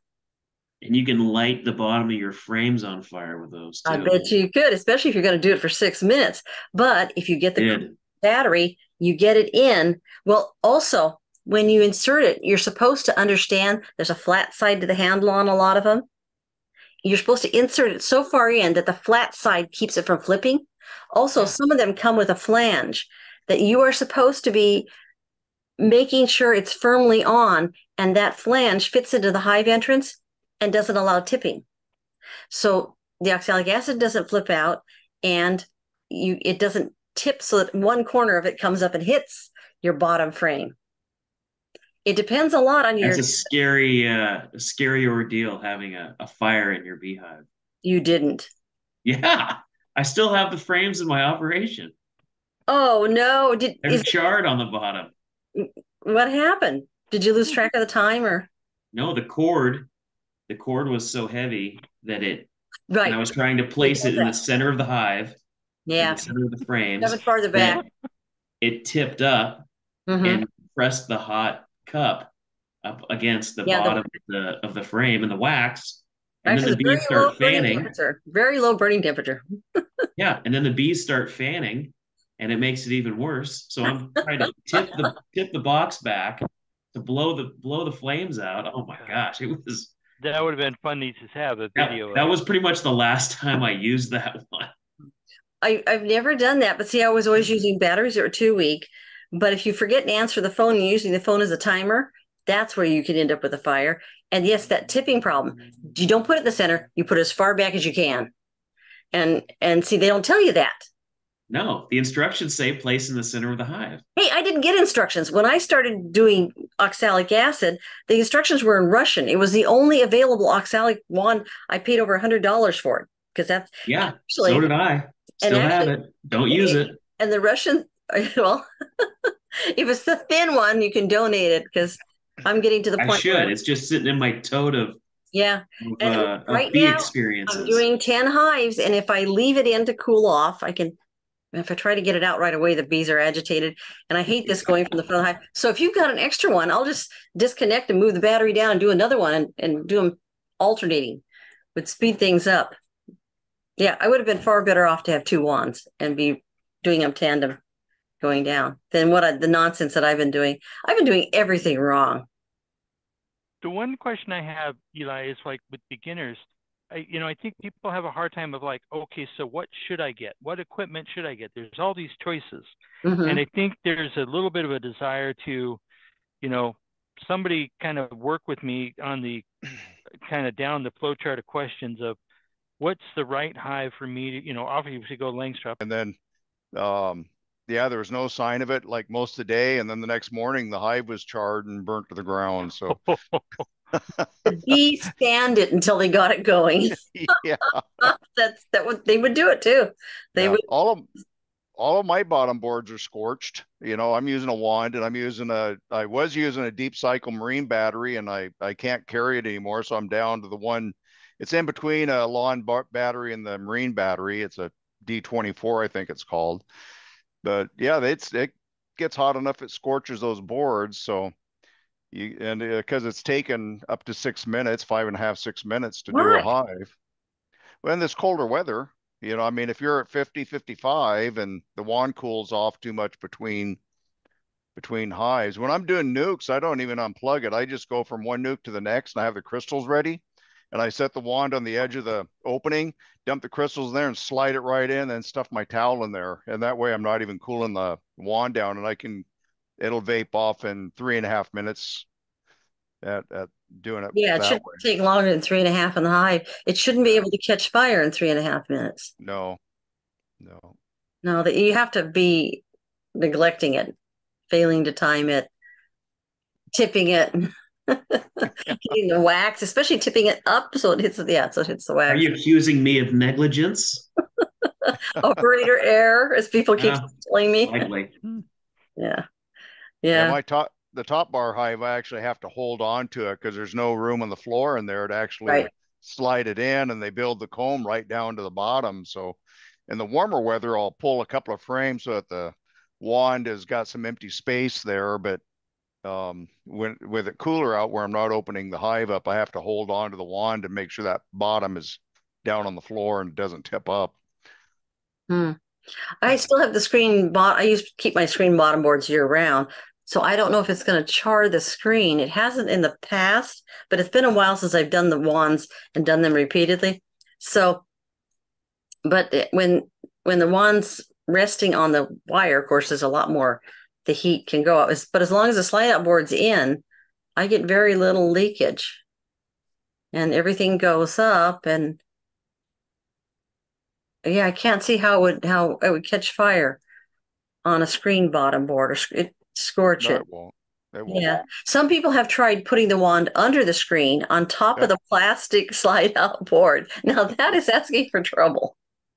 Yeah, mine are underneath the screen. They're on the solid bottom board underneath. But yeah, you take the. Oh, you're approaching from the back? Are you approaching from the back? Oh, okay. You're doing that. And that was why people were putting them on the slide out plastic board. You got to pull the slide out.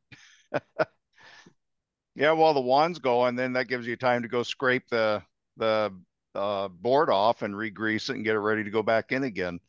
So yeah, with the beginners, it's a dilemma. I mean, they get the equipment section in the class. In East Jefferson, in our in-person classes, we spend time to stack the hives up on the floor and show them the options and how to set up and hold their hand. And we have that's where in person, I think, really has an advantage there. They still don't get it. Yeah, they still don't get it. Is what I can tell you. I can tell you they still don't get it. They'll go on and they'll find out they can get something really cheap someplace. Gee, I don't know where they get this from, but they'll get this half price thing, and it will be something odd about it, and it won't be standard size, and they'll have big garden type roofs that look nice, but they're so heavy. They'll be told they have to have both a solid board bottom board and a screen bottom board, and I can't see any reason why you need both. I just do the screen year round, shove the slide out in. They'll be told they need a candy board in addition to an inner cover. I just use my inner cover basically to put the granulated sugar on or the fondant on late in the winter. when the bees are finally coming up that far. Before that, it goes candy patties go underneath, and patties almost always work better underneath if you're going to do them. So they get all this extra equipment they think they have to have, and then they get ventilated moisture shims with extra holes in them and stuff. And I don't even know how to stop beginners from thinking that all this is going to help them. I'm just trying to stop them from putting electric heating units under their hive during the winter. I mean, I just feel I have accomplished a miracle if I can get them to stop buying everything on the internet. And there's always this silver bullet magic pill and this, and they all believe that they can make a success of beekeeping because they're going to have this one thing that they're going to do because the internet promises that. And that's the way capitalism works. I mean, it's very successful. The flow hive, they're not going to have any problems because they just buy this one setup and they won't need extractors and anything else.